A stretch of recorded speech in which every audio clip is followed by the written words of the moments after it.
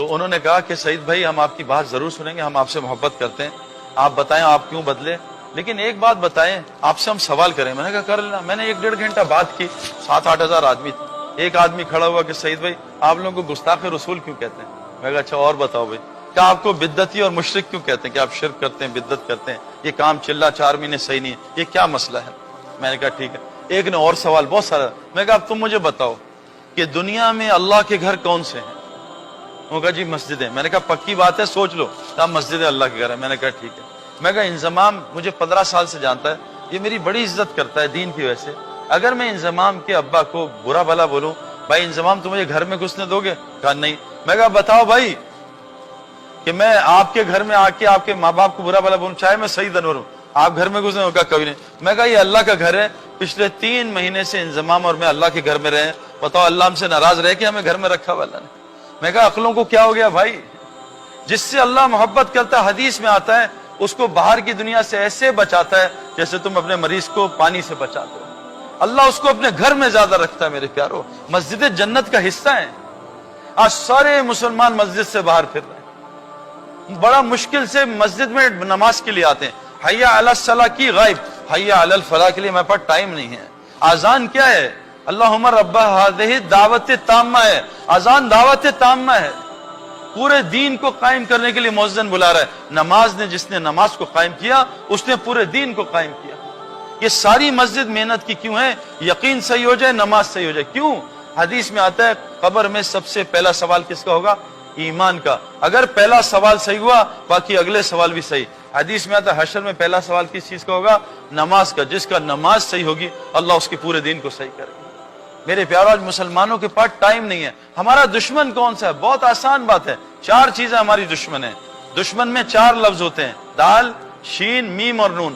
ہمارا سب سے پہلا دشمن ہے دال, دنیا کی محبت. اللہ کے نبی نے فرمایا تمام فساد کی جڑ دنیا کی محبت ہے.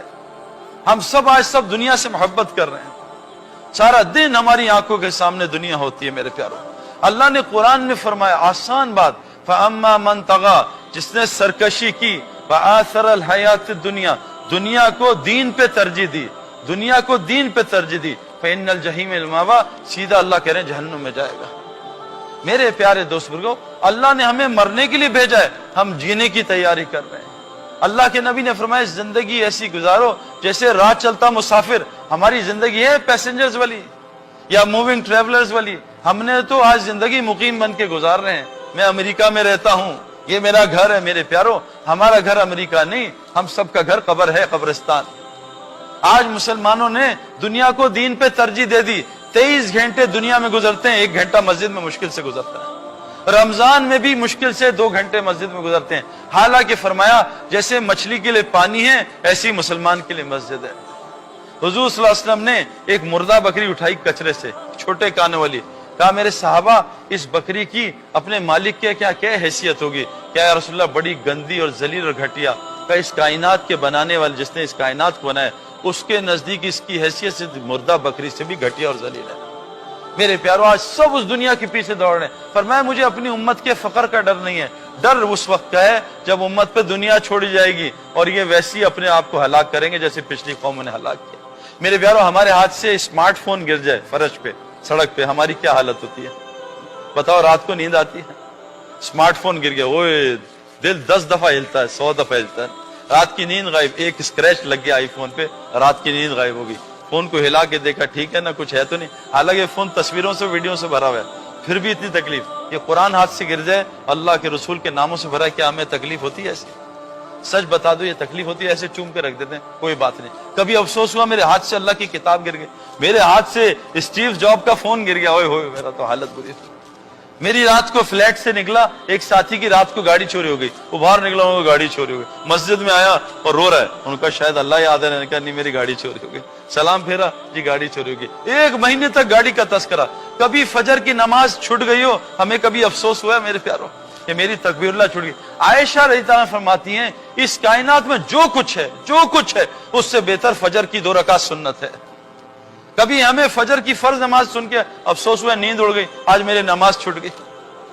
میرے پیارو, ہم یہ دنیا کی محبت نے ہمیں, اللہ کے نبی نے فرمایا جو دنیا سے محبت کرے گا اللہ اس کے دل کو اندھا کر دیں گے. فرمائے جو دنیا کو مقصد بنا کے زندگی گزارتا ہے اللہ اس کے حالات کو پھیلا دیں گے اور پریشانیوں سے اور مصیبتوں سے اس کی زندگی بھر دیں گے اور اس کو فقیر کر دیں گے اور دنیا کے لیے اس کو ذلیل کریں گے. اور جو آخرت کو مقصد بنا کے زندگی گزارے گا اللہ اس کے احوال کو جمع کر دیں گے, اس کے کاموں کو جمع کر دیں گے, اس کے دل کو غنی کر دیں گے اور کیا کریں گے, دنیا کو ذلیل کر کے اس کے قدموں میں ڈالیں گے. آج میرے پیارو ہمارا سب سے بڑا دشمن دنیا نہیں, دنیا کی محبت ہے.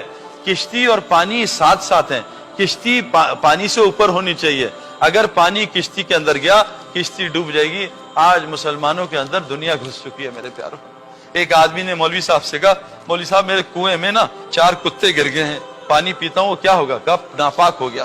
مولوی صاحب نے کہا کیا کروں, تو مولوی صاحب نے کہا اتنے ڈول نکالو 60-70. وہ نکال لیے, پانی پینے لگا.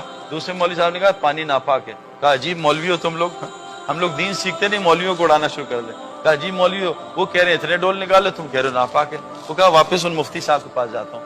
مفتی صاحب سے کہا مفتی صاحب آپ نے کہا تھا وہ کتے پانی میں گر گئے تو آپ نے کہا اتنے ڈول نکالو, میں نے نکال لیے. وہ مفتی کہہ رہے ہیں پانی ابھی بھی ناپاک ہے.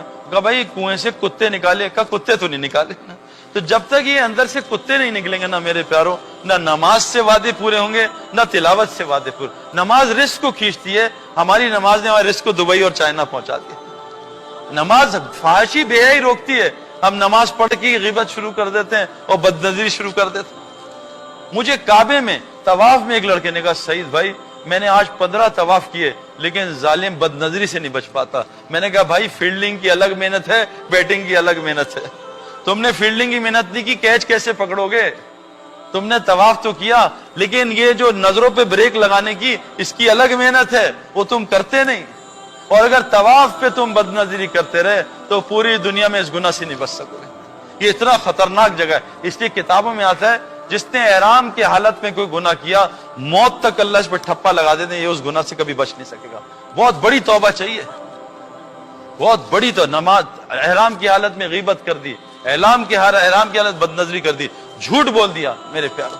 تو پہلا دشمن دنیا کی اس لیے تبلیغ میں نکالتے ہیں. آپ کو ایک آسان مثال بتاتا ہوں. ابھی یہ بارش ہوئی ہے نا بڑی شدید, میں پورا گیلا ہوں, جیکٹ پہنی ہے, ٹھنڈ لگ رہی تھی. آپ کی مسجدیں بہت زیادہ ٹھنڈی ہیں تو میں ٹھنڈ مجھے لگ رہی تھی.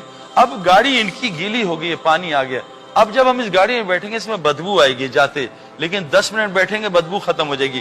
غلط کہہ رہا ہوں صحیح کہہ رہا ہوں بھائی. یہاں کے ٹوائلٹس تو بہت اچھے ہیں, اب ہمارے یہاں ٹوائلٹس میں جائیں بدبو سے بھرے ہوتے ہیں, لیکن 10 منٹ آدمی بیٹھتا ہے پھر میسیجز چیک کرتا ہے, بدبو ختم ہو جاتی ہے. کیوں کہ یوز ٹو ہو جاتا ہے بدبو کا. میرے ساتھ پرفیوم شاپ پہ چلیں, بہت خوشبو آئے گی, 2-4 پرفیوم چیک کیا, اب خوشبو آنا بند ہوگا. کافی سونگو, خوشبو آنا بند. یہ تبلیغ کا کام کافی سونگنا ہے کہ اس کفر اور شرک کے ماحول میں یہاں ایمان نہیں سمجھ میں آئے گا. ایمان کو اس ماحول میں سمجھنا ایسے ہی ہے باتھ روم میں پرفیوم چیک کرنا, یار کون سا پرفیوم اچھا ہے, کچھ سمجھ میں نہیں آئے گا. ایمان کو بے ایمانی کے ماحول میں, تبلیغ والے کہہ رہے ہیں اس بے ایمانی کے ماحول سے نکلو. جھوٹ, غیبت, شرک, بت پرستی, فلاں پرستی, 360 بت, تو سب سے پہلے نکالتے ہیں اس ماحول سے.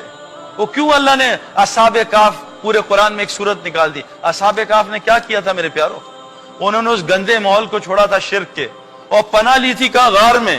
کیوں؟ اللہ کہہ رہے ہیں جب انہوں نے شرک کے ماحول کو چھوڑا اور ان کی پوجا چھوڑی جن کو انہوں نے معبود بنایا تھا, اللہ نے ان کو غار میں 309 سال سلایا اور کیا کیا, ان پہ اپنی رحمت کو وسیع کر دیا اور ان کے دنیا کے سارے کاموں میں آسانیاں پیدا کر دی. یہ قرآن ہے میرے پیارو. جب آپ اس گندے ماحول کو چھوڑ کے غار میں نہیں مسجد میں پناہ لوگے اور پھر وہاں جا کے سو گے بھی اور تلاوت بھی اور تہجد بھی اور نفل بھی اور دعوت بھی اور ذکر بھی اذکار بھی, بتاؤ اللہ ہمارے کام کیسے بنائے گا. میرے پیارو ہم کرکٹرز ہم لالچی ہوتے ہیں, ہم پیسے کے لیے ملک کے لیے بھی کھیلتے تھے لیکن بغیر پیسے کے لیے وقت ضائع کرنا یہ گناہ میں شامل ہو جائے گا. حضرت عمر فرماتے ہیں میں تمہیں 2 کاموں میں لگا دیکھوں, یا تو آخرت بنا رہے ہو یا حلال روزی کما رہے ہو. تو بھائی ہم پیسے کے لیے اگر نہیں کھیلیں گے تو شاید پکڑ ہو جائے, وہ تو مفتیوں سے پوچھنا پڑے گا. تو ہم جو ہے نا ہم پروفیشنل لوگ ہیں, ہم پاگل نہیں ہیں. ہمیں تبلیغ میں کیا نظر آئے کہ اتنی بڑی دنیا چھوڑ دی میرے پیار. اور میں ابھی فقیر نہیں ہوں, اللہ کے فضل سے ابھی یہاں 2 مہینے پہلے میچز ہوئے تھے 3, اور ایک پلیئر کو $1,00,000 ملے تھے. $1,00,000 چھوڑنا آسان کام نہیں ہے. ہمارے کئی لڑکوں نے چھوڑے, کیوں کہ انہیں اس سے بہتر بہت جگہ مل رہا ہے. بھائی ڈالر کیوں کمانے ہیں, اس کی وجہ ہوگی نا, زندگی اچھی ہو جائے. ایک آدمی مچھلی پکڑ رہا تھا تو ایک آدمی آیا ساتھ میرے جیسا احمق, کہا بھائی خیریت ہے, کیا کہہ رہا ہوں, کہا مچھلی پکڑ رہا ہوں. کہا اچھا یہ کوئی کام ہے؟ کہاں کام ہے. کہا کتنی پکڑتے ہو؟ کہا 1 گھنٹہ بیٹھتا ہوں. کہا کتنی مچھلیاں؟ کہا 20-25. کہا بس؟ کہاں بس نہیں یار, بہت ہے, میرے 2 بچے میاں بیوی 10 کھاتے ہیں, 10-15 بیچ جاتے ہیں, گھر چلتا ہے. کہا اچھا تم کام بڑھا دو. کہا کیوں بڑھاؤں؟ کہا کام بڑھاؤ گے 8-10 گھنٹے مچھلیاں بڑھیں گی. کہا تو کیا ہوگا؟ کہا 100 مچھلیاں. کہا میری ضرورت تو 20-25 مچھلی ہے, میں 100 کی کیا کروں گا؟ کہا بیچ دینا. کہا اس سے کیا ہوگا؟ کہا چند دن بیچو گے, ایک فشرمین ساتھ ہائر کر لینا. کہا پھر کیا ہوگا؟ دونوں پکڑو گے 400 مچھلی آئے گی. کہا میری ضرورت تو 25-30 مچھلی میں پوری ہو, 400 کا کیا کروں گا؟ کہا بیچتے رہنا, ایک یاٹ خرید لینا. کہا یاٹ سے کیا ہوگا؟ کہا 500-1000 مچھلی آئے گی. کہا میری ضرورت تو 20-25 مچھلی میں ہو رہی ہے, میں 1000 کا کیا کروں گا؟ کہا اس کو بیچ دینا, ایک گھر بنانا, اے سی لگانا, بیڈ روم بنانا, زبردست بیڈ. کہا پھر کیا ہوگا؟ کہا پھر جب بیٹھے گا بڑی زبردست نیند آئے گی. اور رکھ کے ایک منہ پہ چماٹ مارا, کیونکہ ابھی بھی سو رہا ہوں, تو نے اتنا لمبا پروگرام مجھے سونے کا, ابھی سوئی تو رہا ہوں, اتنا لمبا پروگرام 10 گھنٹے 12 گھنٹے, دبئی چائنا, کیا کرنا ہے؟ کھانا اور پکانا, کھانا اور پکانا. اس کے لیے اتنی محنت میرے پیار. ہمارا کیا مقصد کیا بنا ہے آج کی؟ مجھے تو افسوس ہوا یہاں کے ریسٹ روم رکھا ہوا ہے, گندے کمرے کا نام ریسٹ روم, یہاں جا کے ریسٹ ملے گا. یہ ریسٹ روم ہے میرے پیاروں؟ یہ تو ڈسٹریس روم ہے, اس کو ریسٹ روم بنا دیا. ہماری سب سے پہلا مسئلہ اس دنیا کو نکالیں. اور دنیا پتہ کیسے نکلتی ہے, کیسے نکلے گی بھائی؟ موت کو کثرت سے یاد کرنے سے. میرے ایک دوست کو میں ملا کئی سال بعد, اتنی بڑی داڑھی, اتنی بڑی پگڑی, گھر سے ٹی وی غائب, تصویریں غائب. میں نے کہا بھائی کیا ہوا, خیریت ہے؟ کہ اللہ نے فضل کر دیا. میں کہا بھائی یہ تو 2020 فضل ہوا ہے, اتنا ٹربو فضل میں نے نہیں دیکھا, کوئی اور چکر ہے. کہتا سعید بھائی آپ صحیح کہہ رہے ہیں, میرے سر میں شدید درد تھا, اور درد ہوا تو میں نے دوائی کھائی, صحیح ہوا. ڈاکٹر کے پاس گیا, برین اسکین کرایا تو ٹیومر نکلا. ڈاکٹر نے کہا 6 مہینے بعد مر جاؤ گے. اور میں نے کہا یا اللہ بس, اللہ اکبر.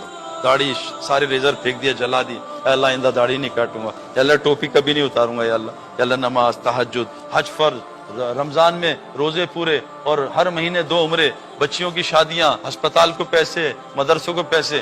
کہا سعید بھائی جتنے پیسے دیے جاؤں وہ 10 گنا. میں نے کہا یہ کہاں سے آ رہے, میں تو مرنے والا ہوں.